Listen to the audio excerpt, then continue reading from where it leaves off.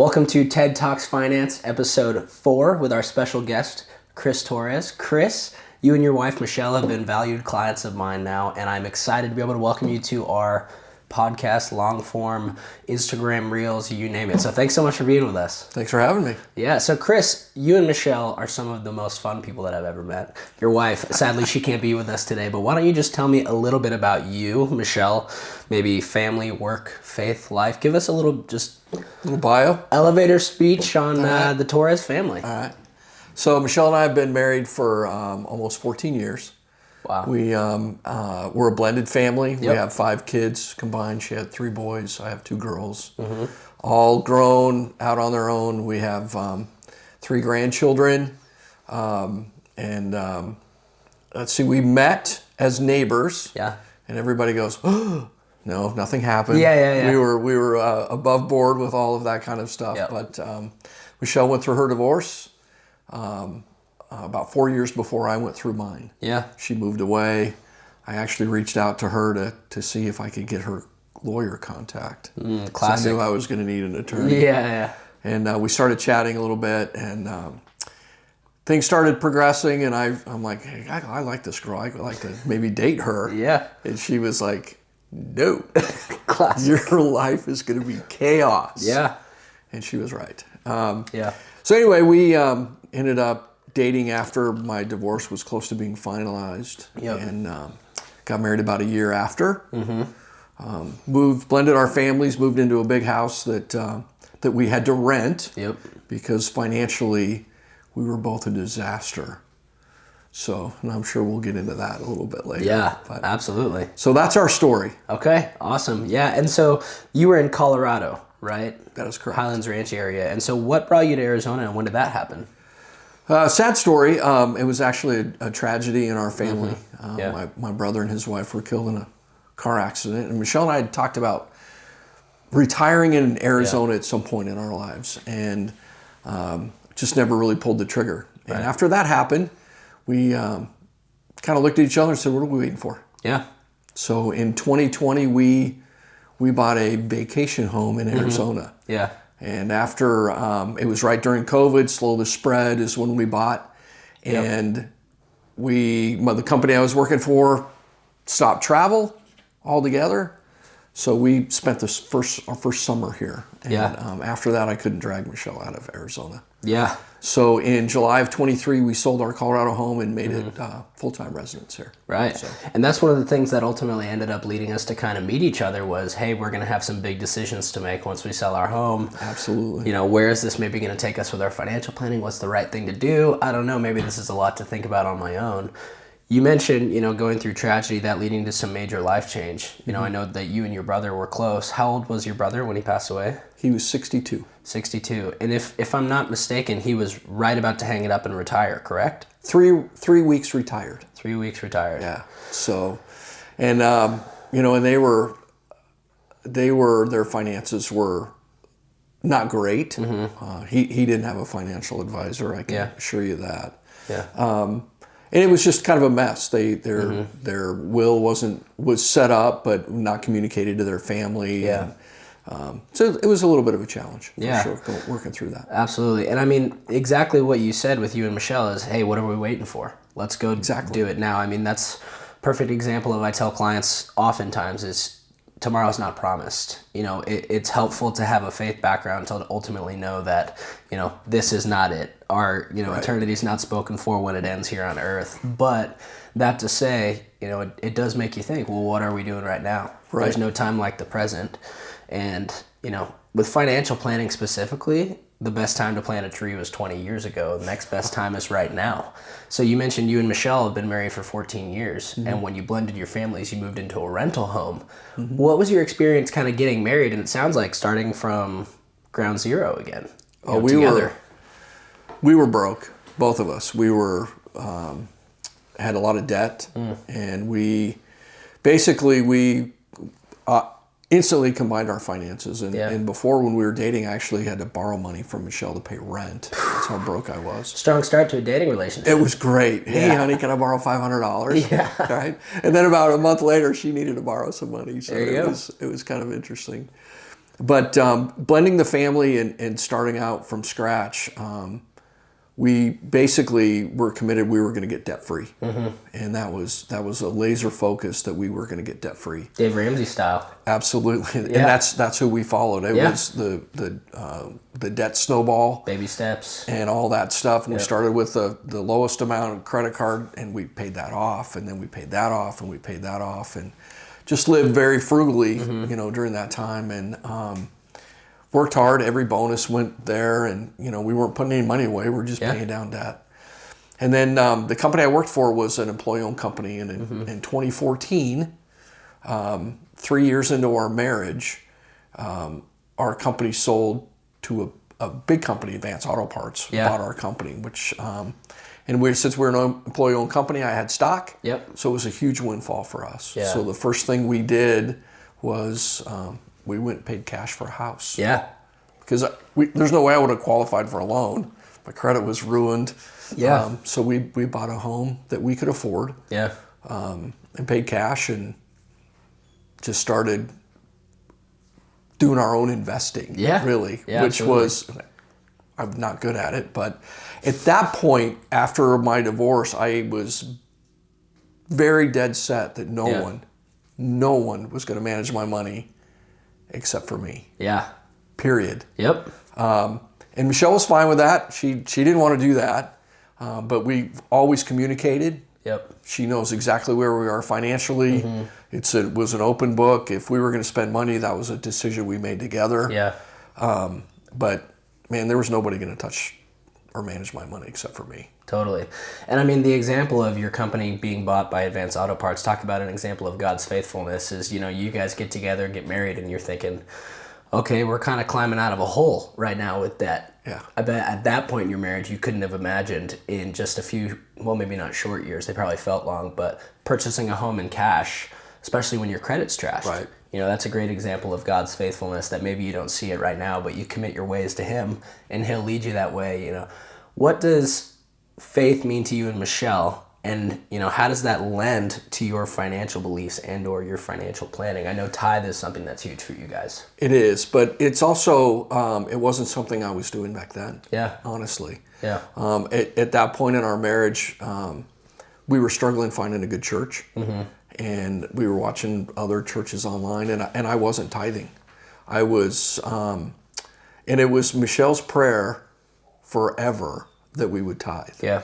And when we moved to Arizona and we started going to CCV, man, I felt that calling. Yeah. And I can tell you that our financial situation and comfort with our finances changed almost instantly when we started tithing. Right. And we were leaving church, and it was one of Pastor Ashley's sermons on tithing. Yep. And I said, we need to tithe. Yeah. She started crying. I've been praying for that. Yeah. And that's when it started. But it's a very big part of our finances right now, and God's always taking care of us. Yeah. Even when we weren't tithing, but He takes care of us more than we are. Yeah, so you'd say you saw a tangible change when you begun tithing. Big time. Immediately in your finances, things changed. It did. It's the only time in God's Word where He challenges you to test Him. Yeah. Test Him in this way and see what He can do. And the idea is nobody can do more with it than Him. Right? So faithfulness. Well, it's all His. Yeah. Right? So, not to tote you too much, but after we started tithing is when we met. Right. Actually. So that ball started rolling. Yeah, that's a good point. So, in your own words, how did you and I come to get to know each other? Well, we were actually on a CCV... an event for CCV, and you were playing. Yeah. And we met there, and your music really touched Michelle, so she went up and told you that as we were getting off the little cruise ship. Yeah. And we actually had dinner together that night, and I didn't realize that you were related to your dad. Yeah, Ted Sr. Ted Sr. I didn't realize that at that point. And anyway, that's where we met. Yeah. And then your dad invited us. You were playing at Northwest Coffee. Yeah. He invited us one Saturday morning, and we went over there and we chatted. And that's when I realized you were a financial planner. Yeah. And then that's when we started talking. Yeah, you know, playing music, it's funny because I tell people oftentimes, I don't think that my career with my financial services business would be in the same place if it weren't for me also playing music. Because oftentimes I find myself talking to people that I never otherwise would be if I wasn't out just doing that simple thing that brings people joy in a totally different way. So, you know, that to say, Chris, when we started working together, you and Michelle, you guys were about to sell your home in Colorado. You said you'd begun tithing. You started watching things change in this kind of snowball. How would you say that your life has maybe changed from before when you were managing all your own finances to when we finally made the leap to work together and, you know, you come on with our team? I could tell you the biggest change is comfort level for me where we're going to be in the future. Right. Before I didn't have a plan, not even close to a plan. And now I feel very confident in our plan on where we're going. And we've had some bumps in the road. Yeah, for sure. Just with some employment changes for me in the last 30 days. Right. And but I didn't sweat it when that happened. And we had to take some money out that was unplanned. Yep.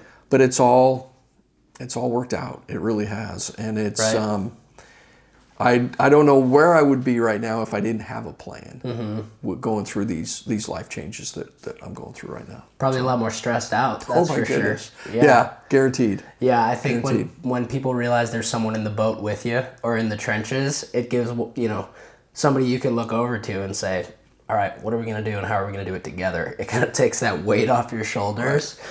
You know, so you mentioned bumps in the road with employment. I mean, you had worked with your previous employer or in that industry for the better part of close to 30 years. Indeed. Right. And so as you move forward into this new season where you're likely going to continue working, having an idea of, okay, I've done this for so long and I've watched the industry change throughout that time frame. How do you feel about moving forward into a different career at this time, now knowing that you have a plan kind of holding up everything in the background? A lot more confident. Right. And I'm not really stressed about finding a job. I know I will find one. And if I don't find one right away, I know that I'm financially secure to get me through that time. Absolutely. Which I think if I didn't have a plan in place, I wouldn't feel that way at all.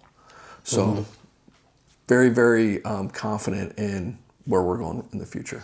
Absolutely. So you and Michelle, had you ever, I know you mentioned, hey, no one's going to manage my finances except for me. Before you and I met, had you guys as a married couple ever sat down with another financial advisor or planner? And what was that experience like? Okay, several. Yeah. So we'd met with quite a few because we had, you know, every once in a while I'd get that feeling that, okay, I don't know what I'm doing. Yeah. Maybe I need some help. Yeah. And so we had met with a couple, you know, mainly through our bank and a couple different branches that since we had moved it within Colorado. And it just didn't feel right.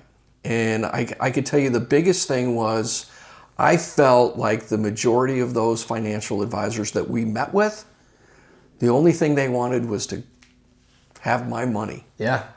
And there was no concern.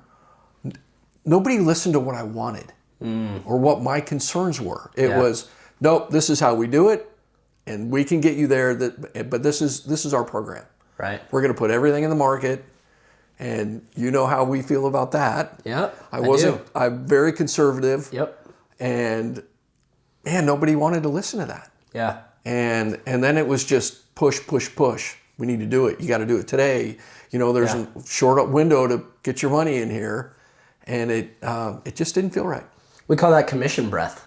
It's a good term. You can smell it on them. I mean, imagine this groundbreaking concept. You have to listen to what the people want to best help them. Yeah. And, you know, admittedly, you, me, and Michelle probably met a few times over the course of a year before we ended up working together. Oh, it was a painstaking process for you, I'm sure. Well, you know, because I'm slow to make that decision. It's a big decision. People who have gone through something like you have with finances, riding the wave of, you know, prosperity to rags, not so much riches, they hold tightly to what they know. And letting other people in on that scenario, they should be cautious. They should move slow. And we do find a lot of people come to us with that same experience. You know, we met with an advisor and it just felt like they wanted to tell us what they want to do for us, not listen to what it is that we're actually trying to accomplish. So it sounds like our team listening to you and what was important to you and Michelle was a big part of it. But what else maybe about our process with you has been impactful for you and Michelle that you've noticed, during our time working together? Well, one, you were very patient, because like I said, it was a slow process. So the not pushing, kind of let me make the timeline, basically, when I was comfortable to make that decision.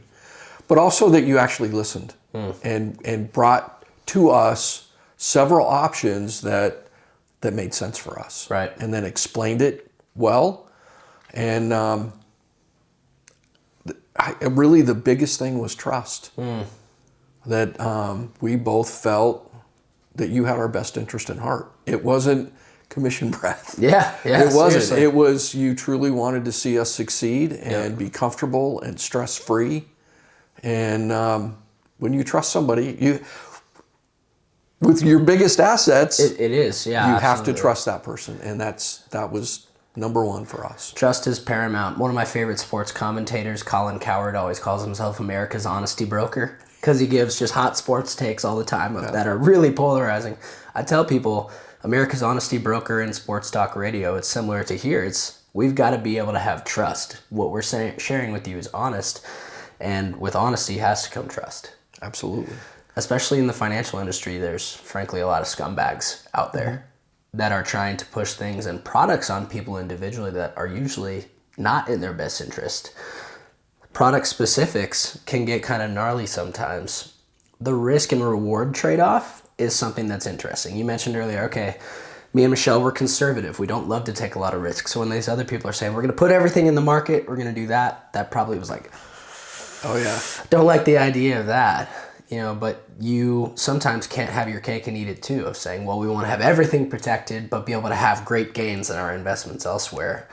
How would you say we maybe structured your plan, without getting into too many specifics, to be able to allow for some good gains for you over time, but still protect your assets overall to suit that conservative risk basis?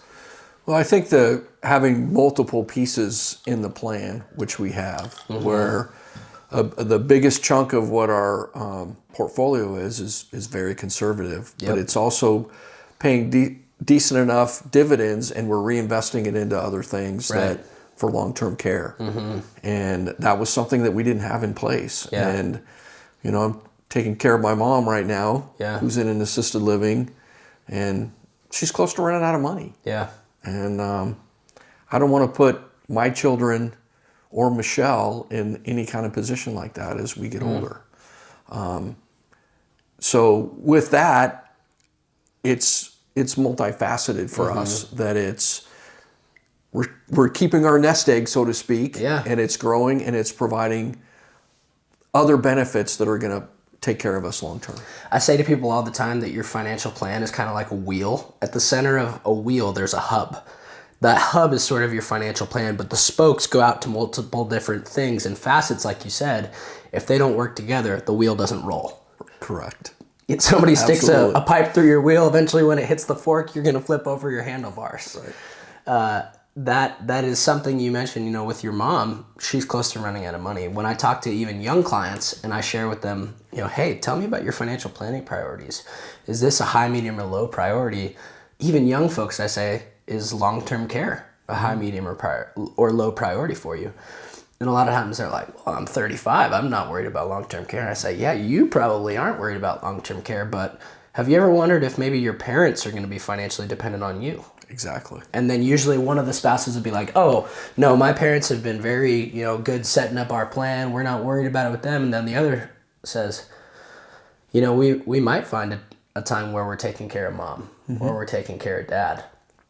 And so even for young folks, if they're not in a position to worry about it yet for themselves, then I say to them, well, do you want to feel what you're feeling in your gut right now when your kids are your age? Right. And usually they say, oh, no, I don't want that. And you don't, like for my mom, she stresses over money, right? And that's the last thing I want her to do. Right. At that age is to be worrying about, where am I going to live? Don't worry about it. We got it. Yeah. And we're fortunate enough that we could take care of her if we had to. Right. So. I share with people oftentimes that your life and or your income and assets are a lot like if you saved your whole life to buy a Ferrari. If you save your whole life to buy this Ferrari, it's bright red. I mean, it's glistening the light. You just cannot wait to get it out on the open road and let that thing rip. Then somebody else in a Nissan Altima runs into you and crashes your brand new Ferrari. And you think, wait, I saved my whole life for this thing and I didn't insure the Ferrari and now it's trashed. Yeah. Your whole financial plan, in a lot of ways, long-term care, is something that could destroy all of it. Sure it could. Well, if your assets create income, and you have to start spending down your assets for your care, no assets, no income, no protection. Yeah. So although the idea of protecting your assets is something that a lot of people are not keen to, because the more appealing thing is let's invest every dollar we have, that Ferrari doesn't look so good when that Nissan Altima ran into it. That's right. And hey, maybe you're still driving it with the whole rear end wrecked. Right. But eventually, you're going to struggle with that. I think. Well, and the other thing is that you can't. Part of me wished I had done this years ago, but I never found anybody that I trusted. So it's never too late. Yeah. To get with somebody and build a plan. Yep. So. And you and Michelle have been very generous in referring other folks to us, and we're very grateful for that. I just shared with you recently, I find the highest form of flattery is someone referring someone else that they trust to you, because it shows that ultimate level of trust, because you're putting yourself on the line by saying, I do endorse this person. I recommend you work with them because I trust them. For you and Michelle, do you find yourself looking around at other people in your own community and wondering, oh man, what might they be missing? Oh, for sure. For sure, my friends mainly. Yeah. And I feel blessed that we found each other. Yeah. I mean, to me, that was a God thing, no question. Oh, absolutely. And I just want to share that with other folks that could benefit from your expertise and be able to trust you just like I do. So. Yeah. I mean, best time to plant the tree was 20 years ago. Next best time is now. Right. So those people that are on the edge, I tell them all the time is, hey, we are going to be here later on when you need help. But you're probably going to find yourself in that same seat saying, why didn't I do this earlier? I mean, when you look at exponential growth curve, you skip a week right now in investing, you miss a year later. That's right. Because of how exponential growth works. And I just look at it that there's no time like today, right? Because if you don't start now, where are you going to be in 5 years if you don't start now? Right. So. Something I talk to people oftentimes about is, we talk about in faith being equally yoked, being married to someone else who's of the same faith belief. I think people in their finances have to be equally yoked. You talk about how you and Michelle all the time, you're on the same page about your finances. You're going to make a big decision, you're going to talk about it, and you're going to understand where each other are at with that. You shared with me that your previous experience in marriage was not that way. It was not. Share with me a little bit about, you don't have to get into it too much, but tell me, what was it like having the trust of your finances in someone else to ultimately find out that your trust was failed?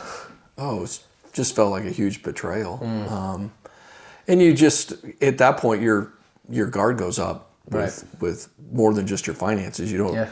Trust is a hard thing to, once you've been betrayed, to give that trust to somebody else. Absolutely. So, and with Michelle and I think that was an early on discussion about finances. Yeah. Was we need to be in this together. Yep. It's an open book. Yeah. And there's no secrets. Right. It's so that's. And I think as time went, our trust grew with each other, and that's just how we live. Yeah. With trust is huge priority for our relationship. Absolutely. Our marriage. Flipping the script a little bit, you're a person like me that enjoys some of the finer things in life too. You did the Dave Ramsey plan for a long time. You said, how are we going to be as frugal as we can, get out of debt, do these things. But I also know you love cars just like I love cars. I do. How have you and Michelle learned to walk the line of needs, wants, and mixing the two? Well, first I had to teach her how important a nice car is. That's true. Right? Yeah. So now that she has that, yeah. I think we understand that there's nothing better than driving a cool car. Yeah. But Makes you feel different. we definitely realize that we have to have a good balance. So we know that we still need to put money away for long term, but we also want to live life as like we like to live. Absolutely. Like we like to travel. We like to go out to eat. You know, all that kind of stuff. Drive a nice car. Yeah. But there's also we're way beyond that keeping up with the Joneses thing too. Yeah. So. You know, that was in previous life. We don't do that anymore. We do what makes us comfortable, and that's good enough. Perfect example of, okay, we're not keeping up with the Joneses, but we are deciding these are wants, maybe not needs, but they still play an important role in our financial plan now. If you're always focused on the future, you miss what's right in front of you. I hear couples say to each other all the time when it comes to their money, oh, husband A is so focused on the future that I feel like he doesn't allow us right now in our finances to enjoy anything right now. That breeds a lot more problems than just financially. Then you're going through emotional problems, these other things. So finding the way to walk with the things that you enjoy, but also making sure that you're still planting the seed for the future to make sure that you're still going to have a tree to lay under the shade when you're retired is important. Right. I want to take this next question two ways. Okay, if you could give yourself advice, number one, when you were a younger man, before you were ever married, looking at, okay, maybe you're just out of college, just out of school, looking at going into the workforce, what advice would you give that version of Chris? And then maybe right after you were married to Michelle, looking back about 14, 15 years, what advice would you give yourself in both of those spots to maybe change where you are right now? Well, the first one I would say, start putting money away when you're younger. You know, just taking a little bit off the top doesn't hurt that much, and it pays long-term dividends. Absolutely. So I didn't do that. Yeah. I didn't really do that until I went to work for a bigger company that started buying company stock. Yep. And somebody at that company, when they would come around every year, we would try and sell stock to the employees that were eligible. And he said, buy it until it hurts. Yeah. It'll pay dividends. Buy it till it hurts. And I did that. Like that was a huge point of contention with my ex-wife, because every time I got a raise, whatever I got a raise, that's where that money went. We bought more stock, and it paid huge dividends for us. Yeah. With Michelle and I think as far as when we started, I think we did the right thing. We focused on paying off debt, being open and communicating. I'm not sure I would have done a whole lot of things different. Yeah. I really don't. It sounds like you learned a lot from your previous experience. It's almost like when you walked into your marriage with Michelle, you realized this is what I don't want to do again. Yeah, I definitely learned a lot, and you know, it was very easy for me to just say, you handle the finances. I owned my own business at that time. I was running the business. You take care of the home finances, I'll take care of the work finances. Absolutely. And then there was just no communication. Right. So ask those tough questions, which I didn't do. So that was a big learning curve for me. So I have no problem. Michelle and I are very open. If we have a tough question to ask each other, we ask it. So buy it till it hurts. Buy it till it hurts. I'm going to start using that with my clients when they say, how much is too much to put away? I say, buy it till it hurts. And then if they say, well, you know, it just means I have less Starbucks at the corner doing these things, I say, well, what hurts more? Exactly. And it paid huge dividends. And that stuck with me for many years. Absolutely. You know, tithe, we call that, you know, first 10% part of what you're making going to God. That's, you know, kind of the tuition from the top. It's the expectation. How do you and Michelle try to incorporate generosity beyond that, or with people around you or maybe other people in your community within your financial planning? We tend to really focus on some of the ministries that we're involved in. As you know, I'm very vested into iron sharpens iron. Yeah. And so we tithe there quite often. Yep. Basically, how we do that is, you know, 10% of income goes to the church, and then any bonus, that's what we tithe. We tithe off bonus to those organizations. Michelle's now involved in One Degree, so same thing. When we bonus or we get little extra money coming in, that's where that tithe goes, is to those organizations. Yeah. Organizations that are encouraging people to have growth seem to be so important with and I find that to be a common denominator with a lot of people that come to see me, is it's clear those who are getting poured into by others versus the people who are sort of, closed off and they're not really open to feedback or growing or iron sharpening iron with other people. You go into that group, working with other men, people in similar situations to you, trying to be better husbands, fathers, friends. How has that changed things for you, maybe while you're in the midst of working and looking forward to the future of eventually retiring and doing other things? It made me realize that serving and being involved in something like that is huge for your faith. It's great for my faith. It's great for my mind, my body, my soul, all of it. It's my weekly reset. And I see the impact that it has on the other guys that go there. And it's just been a life changer for me. It really has. It's improved my marriage. Yeah. It's improved my work life. I feel like I'm a better leader. Yeah. All the way around. Better father. I want my kids to see my faith in me. I want them to realize that that's what makes me up, is my faith. So it's been a life changer for me. Being a river, not a reservoir. Allowing people planting those seeds. Yeah, allowing people to pour into you so that you can pour into others. It keeps you from just ruminating on what's right in front of you in that way. Yeah.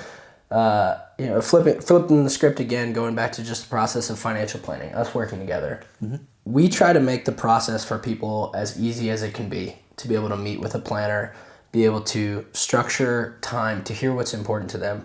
What were yours and Michelle's experience working with us, and how many places and or times do you think we've probably met? And what did that flexibility look like for you guys? I mean, you are historically a very busy guy. My dad likes to give you a hard time that he can never get a hold of you, right? So our process of working together, I mean, we've met in a lot of different capacities. What was that flexibility like for you guys? Well, it wasn't real structured. We would set a time. We'd meet at a coffee shop. We'd meet at your house. We'd meet at our house. We had a lot of different venues that we met, and it was just easy. Right. As you know, I'm very detail-oriented. I'd bring out everything that I had. Yep. And you listened to what we wanted and what our concerns were, and we're very patient. I think that was the big part. And then it was not a pressured sale. It was, hey, when you're ready, let me know. Yeah. And we kept in touch. And then the other thing I would say is, right after I had the life change with employment, we met about 3 days after. Yep. To make a plan, because I needed to know where I was, where we were going to be, what that was going to look like if I didn't find employment within the next few months. Yeah. I needed that for my peace of mind, and you were very calming and hey, we got this. You're okay. How did you feel before that meeting? I was stressed for sure. Versus after that meeting. It's when you've been with a company for combined between the two companies almost 30 years, and you get a phone call that your position's been eliminated. It was a kick in the gut for sure. Yeah. And then your brain goes, can I retire? Yeah, I don't think I can, but wanted to run it by you. Yeah. And I just felt much better after we talked. And man, you changed your schedule so we could get together right away. I think you probably heard it in my voice, I guess, but you just made the time and we got together right away a couple days after I got back in town, and just made Michelle and I feel more confident that we got a plan. We're going to be okay.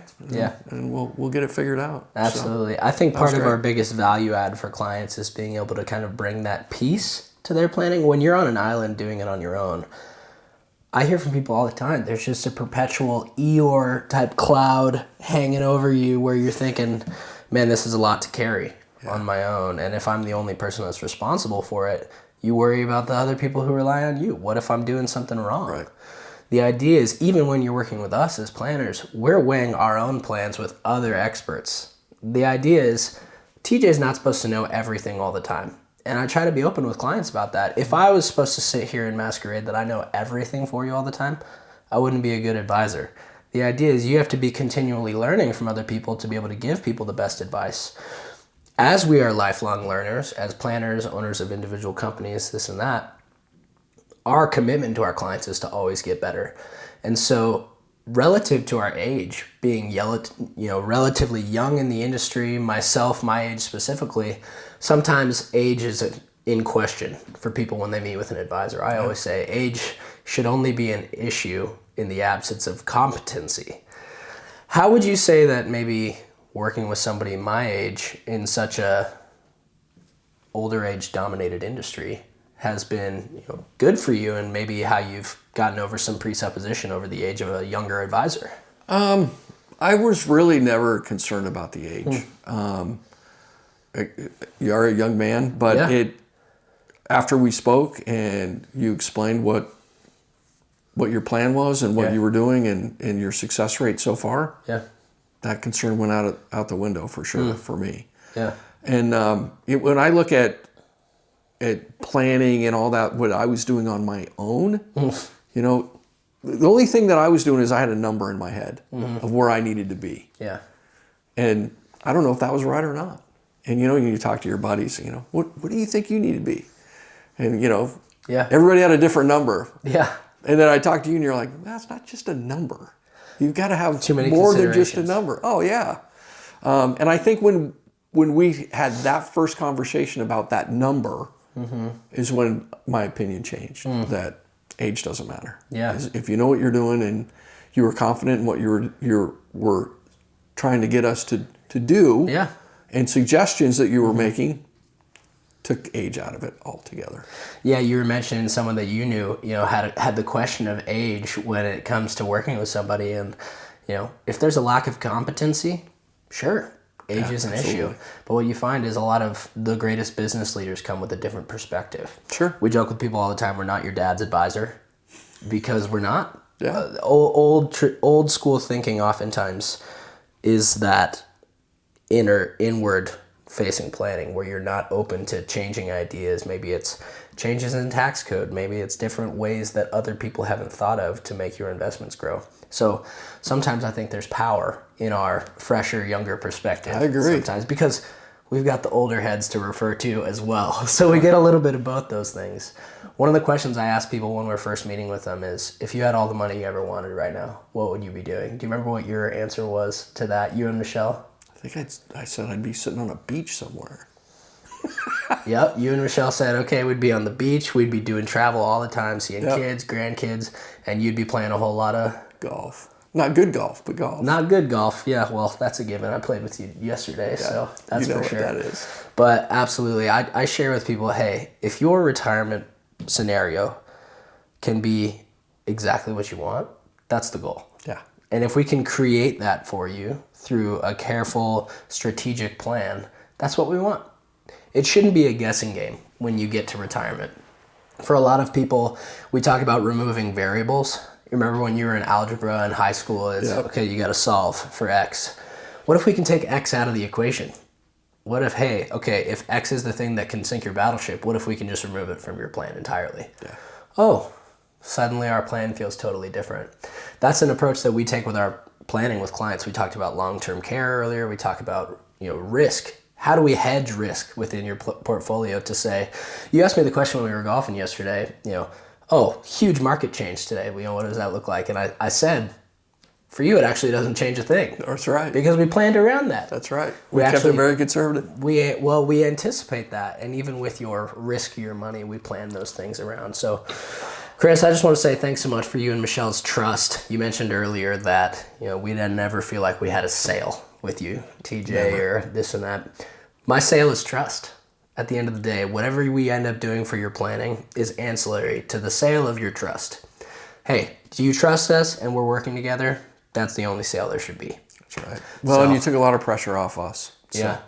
Very much appreciated. Myself, my team, we're really grateful to have the Torreses as clients and friends. And so thanks so much for spending the time with us today, Chris. I'm excited to be able to share some of your story with folks, with your permission, and for other people to hear just maybe what it's like to work with an advisor, especially from the lens of someone who's been successful, who's had a lot of change throughout time, and maybe had some presuppositions to advisors. So hopefully your story can be helpful to some other people to make impactful change over time. So thanks so much, everybody, for listening. For those who are on the long form, if you made it this far, you're a real one. We appreciate it. And for those that are going to be listening to the shorts, we're excited for you to hear too. So thank you, Chris. Thank you, listeners, and we'll see you soon.